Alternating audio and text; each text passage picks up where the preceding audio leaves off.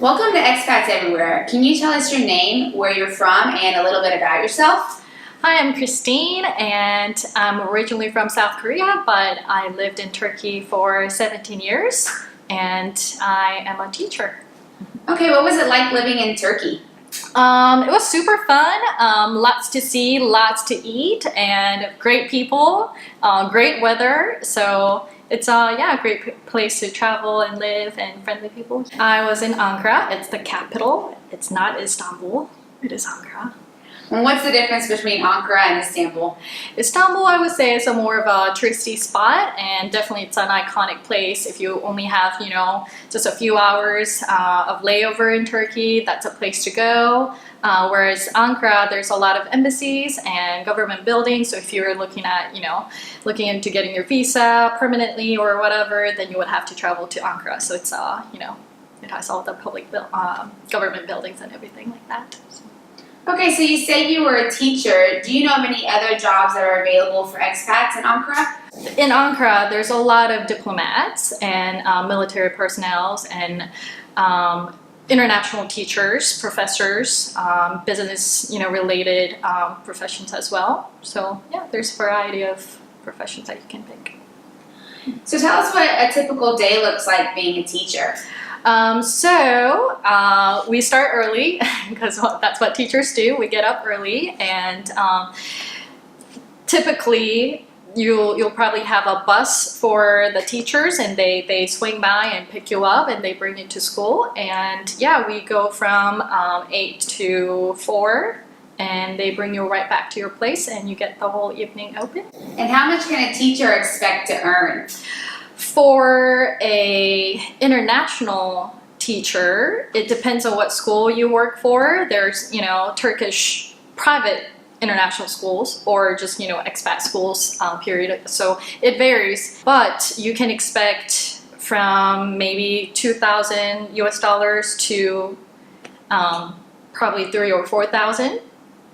And is that enough money to live on? Oh, that is plenty, actually. Right now, the US dollar is pretty strong in Turkey. So if you're, to spend it in Turkey, it's more than plenty. You can actually live a quite luxurious life if you get paid in US dollars or, other stronger currency like euros or pounds. Yeah.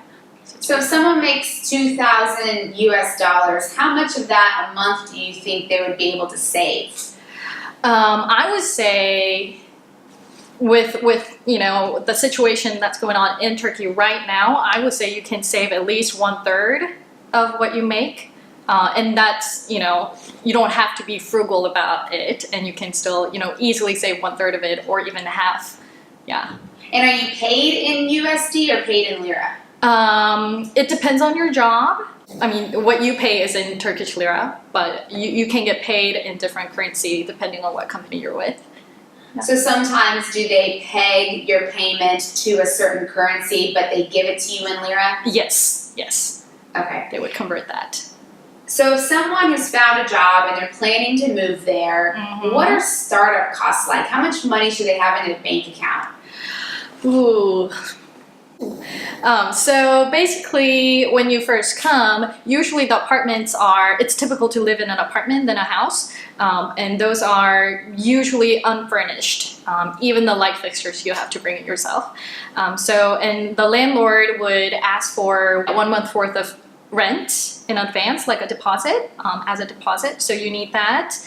And you might have to pay your realtor depending on your housing options. And yeah, you have to furnish it. So we're talking, the rent usually is about 2,000 lira if you want to go a little fancy on that. And so I would say the startup costs might go from like 4,000 lira to maybe 6,000 lira. Yeah, and that's not that much if you translate into different currency.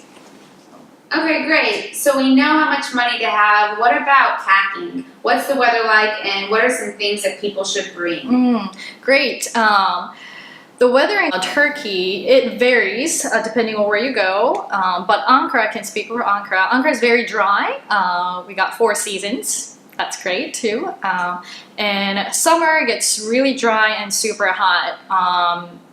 So bring lots of lotions. I mean, they have lotions, but if you have a particular kind that you like, I suggest that you bring it with you.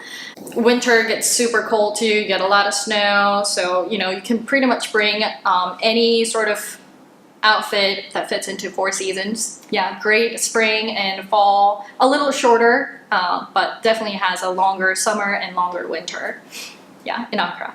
Is there anything there that you can't find that you would suggest people bring? Well, if you love bacon, you might have to bring that. So any sort of, you know, pork products, you might want to bring it with you.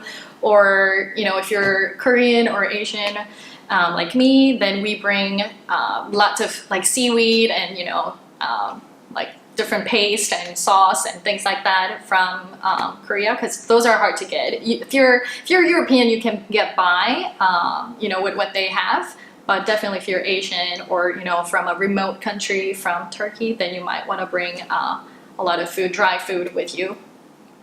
All right, let's shift gears a little bit. Let's talk about safety. How safe is it in Ankara, and did you feel safe? Right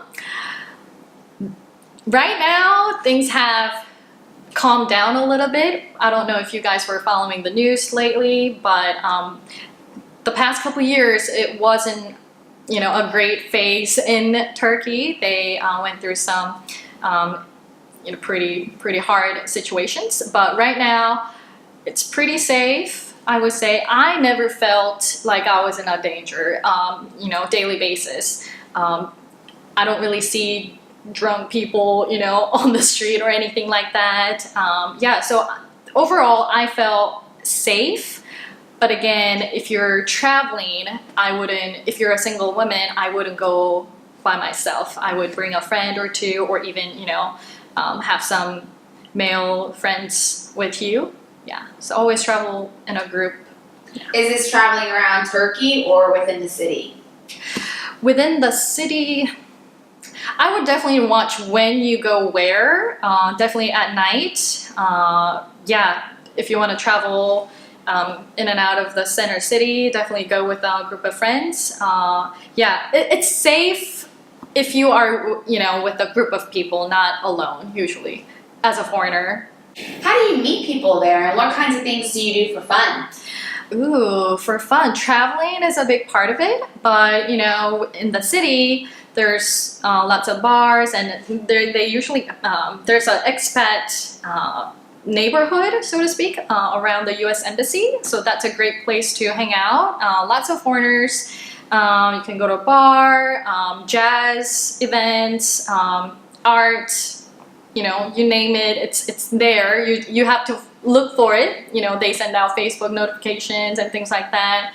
Or, you know, if you're within the expat community, they give you they share information with you too. So it's really easy to make friends, and Turks are very friendly. So if you, and they don't speak English. English is not a common language there, but they try. And if you try to, you know, speak their language too, it's really easy to make friends in Turkey with Turks, with the locals and the expats too. So yeah. How much of their language do you know? I can't study in Turkish, but yeah, I can make friends in Turkish without using a dictionary. So yeah. Would you say that it's necessary to have at least a beginner level of Turkish to get around and make friends, or not necessarily? If you're planning on living there for, you know, more than a year, I suggest that you know, jump into the language. It's an easier language to learn, and very, yeah, it's pretty easy. And the locals love when you try. They help you out with the language, and it means a lot to them that you try. So I suggest that you try. It's a fun language. Yeah. All right, great. So what is the visa process like? Visa process, it depends on your work situations. Usually if you're with a foreign company or school, anything like that, then there's a, you know, representative who takes care of that all for you, which is a huge plus. So if you're looking into a job, maybe that's a question that you can ask them and say, you know, like, is there, like, do I have to do it alone, or is there a person that can help you out? If you want to do it alone, please expect to have lots of paperwork and, you know, multiple trips back and forth to the immigration office. But yeah, I suggest that you find a company who kind of takes care of that for you, it's a huge plus, and it saves you a lot of time, a lot of stress, and yeah, it makes your first, transition period very easy. Yeah. And what about healthcare? What's the healthcare like, and would you feel comfortable getting a procedure done there? So my school had a private health insurance that comes with my job, so it made it very easier for me to go to a private hospitals and clinics and like that. So that made it easier. But if you go to a public health centers or hospitals like that, I wouldn't expect much from it. I never thought about getting procedures done. I did make a couple of visits here and there, but it was all through private hospitals and clinics, and they make it very personal with you, and they walk you through the procedures, and they're very friendly and trustworthy too. So yeah, just come with a great health insurance package, because private hospitals are by far the best option for you. So if your insurance can cover that, definitely that's the way to go. Would you say most jobs, whether teaching or any type of expat job, would come with private insurance, or that's something to ask? It is a requirement now. As of 2017, I think it's a requirement for all foreigners. If you want to live in Turkey, you have to have a private health insurance coming into the country. So yeah. Okay, and the different jobs are required to give that to you? Yes, they are required to sponsor that. Great. All right, would you say that Ankara is a good travel hub to get throughout Turkey and the world? Why or why not? Yes and no. I would say not as convenient as Istanbul, but it still is a big hub. It's a great location for road trips. It's right in the center, and you have 4 hours to Cappadocia and those Mediterranean part of it, and the eastern side of Turkey too. It's a great hub, and yeah, flying in and out of Ankara is pretty easy too. It gives you access to lots of European cities and Middle Eastern cities, and some African or North African cities too, direct flights from there. So it's super convenient. It's something that I really enjoyed as a teacher. Yeah, it's a great traveling hub. Okay, lastly, what are some pros and cons about living there? I would say it's easier to save money if you are planning on staying or living in Turkey for more than 3 years, because even if your salary is not that much, but if you get paid in, say US dollars or euros, the currency rate right now is pretty strong. So you can, live comfortably in Turkey and save, a big chunk of your salary. And if that adds up year after year, then I think it's pretty easy to save money.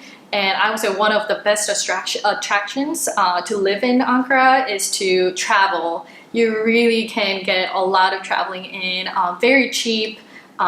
Weekend trips, there's lots to see, and yeah, great sceneries all around. You are in the right place for traveling if you're if you're into traveling. Yeah, also great food. Turkish food is awesome, and you can get your one of the best lamb dishes in the world, and salads, and all the Mediterranean food and Middle Eastern food too. So you have great choice of food. Cons, I would say safety might be an issue, because it's not like you can always do whatever you want alone in any time of the day or year. You might want to be more careful of when you're going where. So that would be one of the cons that I experienced. But other than that, I think it's a super easy country to live and very friendly. Yeah. Awesome. Thanks so much, Christine, for telling us about Turkey. Thank you.